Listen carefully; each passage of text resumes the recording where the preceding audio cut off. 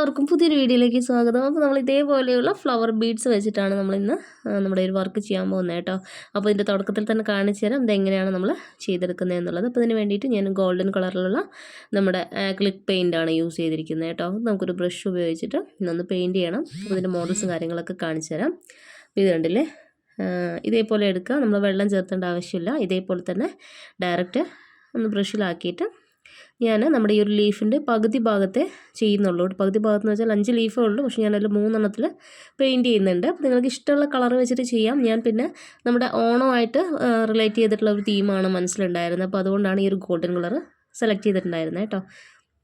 അപ്പോൾ ഇത് വെച്ചതിന് ശേഷം ഞാൻ നൈറ്റ് മുഴുവനായിട്ട് ഉണങ്ങാനായിട്ട് വെച്ചിട്ടുണ്ടായിരുന്നു. കാരണം ഇത് നമ്മുടെ ഫാബ്രിക്കിലൊക്കെ ആണെങ്കിൽ പെട്ടെന്ന് ഉണങ്ങി കിട്ടും, പക്ഷേ ഇത് ഉണങ്ങാൻ കുറച്ച് പ്രയാസമുണ്ട് കേട്ടോ.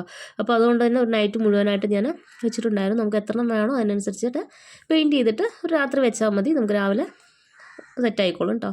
പിന്നെ നമ്മൾ ഇതേപോലെ സ്റ്റോൺ ഷീറ്റാണ് എടുത്തിരിക്കുന്നത്. അപ്പോൾ ഞാനിത് കട്ട് ചെയ്തതിൻ്റെ അളവ് പറഞ്ഞു തരാം. ഇതുപോലൊരു ഗോൾഡൻ ഹെയർ ബാൻഡിൻ്റെ നമ്മൾ അറ്റത്തുള്ള ഭാഗത്ത്, അതായത് നമ്മൾ എവിടെയാണ് സ്റ്റാർട്ട് ചെയ്യുന്നത് അവിടെ മുതൽ നമ്മുടെ ഈ ഒരു ബീഡ്സ് ഉണ്ടല്ലോ, ഫ്ലവർ, അത് വെക്കാനുള്ള ഒരു ഭാഗം വരെയുള്ള ഗ്യാപ്പിലാണ് നമ്മളിതൊന്ന് ഫിക്സ് ചെയ്യുന്നത് കേട്ടോ. നമ്മുടെ ഈ ഒരു ഗോൾഡൻ കളർ സ്റ്റോൺ ഷീറ്റ് കേട്ടോ. അപ്പോൾ 2 ലെയറാണ് എടുത്തിരിക്കുന്നത്. നമ്മുടെ ഈ ഒരു ഗോൾഡൻ ഹെയർ ബാൻഡിന് ഒരു 2 ലെയർ പാകമായിരിക്കും.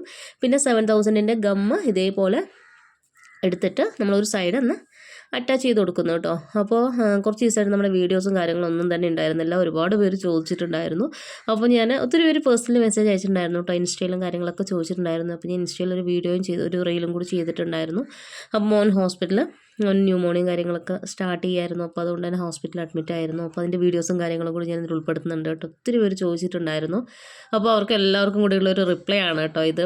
ഇപ്പോൾ ശരിക്കും എന്താ പറയുക, ഒരു ന്യൂമോണിയ സ്റ്റാർട്ട് ചെയ്യുന്ന സമയത്ത് ഉണ്ടാകുന്ന ഒരു ബുദ്ധിമുട്ടും കാര്യങ്ങളും വെച്ചാൽ വലിയ കഷ്ടമായിരുന്നു. കാരണം സാധാരണ കളിച്ചുകൊണ്ടിരുന്ന കുട്ടിയായിരുന്നു. അവൻ UKG പഠിക്കുന്നത് കേട്ടോ. ഇപ്പോൾ എക്സാം എടുക്കുകയാണ്. മൺഡേ എക്സാം തുടങ്ങുമായിരുന്നു. ഒരു 3 എക്സാം മിസ്സായി. പോകുന്ന സമയത്തൊക്കെ ആൾ ഹാപ്പി ആയിരുന്നു, ഭയങ്കര ചിരിയും കളിയൊക്കെ ആയിരുന്നു. പക്ഷെ അവിടെ പോയപ്പോഴത്തേക്ക് കഫം നല്ലതുപോലെ ഉണ്ടായിരുന്നു. അപ്പോൾ അതുകൊണ്ട് തന്നെ ശ്വാസം എടുക്കാനും കാര്യങ്ങളൊക്കെ ഭയങ്കര ബുദ്ധിമുട്ടുണ്ടായിരുന്നു. കുറച്ച് ദിവസമൊക്കെ കുഴപ്പമില്ലാണ്ട് ഇങ്ങനെ പോയി. പിന്നെ കണ്ടിന്യൂസ് ആയിട്ട് നെബുലൈസേഷൻ ഉണ്ടായിരുന്നു. അപ്പോൾ അതുകൊണ്ട് തന്നെ അവിടെ അഡ്മിറ്റ് ചെയ്തു. ആൾ ഓക്കെയാണ്, കുഴപ്പമില്ല. എങ്കിൽ പോലും തുടക്കത്തിലൊന്നും കുഴപ്പമുണ്ടായിരുന്നില്ല കേട്ടോ. തുടക്കത്തിലൊക്കെ ഹാപ്പി ആയിരുന്നു. പിന്നെ അതിൻ്റേതായ ബുദ്ധിമുട്ടും കാര്യങ്ങളൊക്കെ പിന്നീട് അങ്ങനെ കാണാൻ തുടങ്ങിയിട്ടുണ്ടായിരുന്നു. അപ്പോൾ അതുകൊണ്ട് തന്നെ ബ്രീത്ത് ചെയ്യാൻ ഒത്തിരി ബുദ്ധിമുട്ടുണ്ടായിരുന്നു കേട്ടോ. ഇപ്പോൾ അഡ്മിറ്റ് ചെയ്തതാണ്. പിന്നെ അപ്പോൾ ഞങ്ങളുടെ ഹോസ്പിറ്റലിലെ ദിവസങ്ങൾ ഇതൊക്കെയാണ് കേട്ടോ. ഇങ്ങനെയായിരുന്നു. ശരിക്കും നമുക്ക് എന്താ പറയുക, വല്ലാത്തൊരു ടെൻഷനായിരുന്നു ആ സമയത്തൊക്കെ. പിന്നെ കുഞ്ഞല്ലേ, അവന് 5 വയസ്സായിട്ടുള്ളൂ.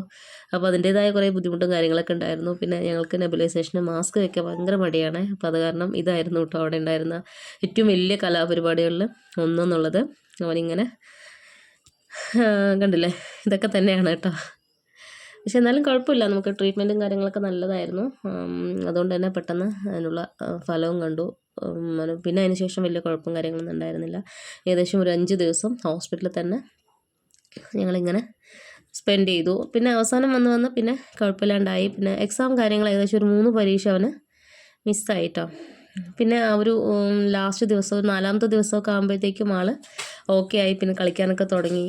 പിന്നെ ഡിസ്ചാർജ് ഡോക്ടർ ഓക്കെ പറഞ്ഞിട്ട് നമുക്ക് ഡിസ്ചാർജ് ചെയ്ത് തന്നു. അപ്പോൾ ശരിക്കും ഹാപ്പി ആയി. അപ്പോൾ ഞാൻ ഇതിട്ടത് വരുന്നത് കൊണ്ടല്ല, ഒരുപാട് പേർക്ക് ചോദിച്ചവർക്കുള്ള ഒരു മറുപടിയാണ്. ഞങ്ങളിപ്പോൾ ഓക്കെയാണ് കേട്ടോ.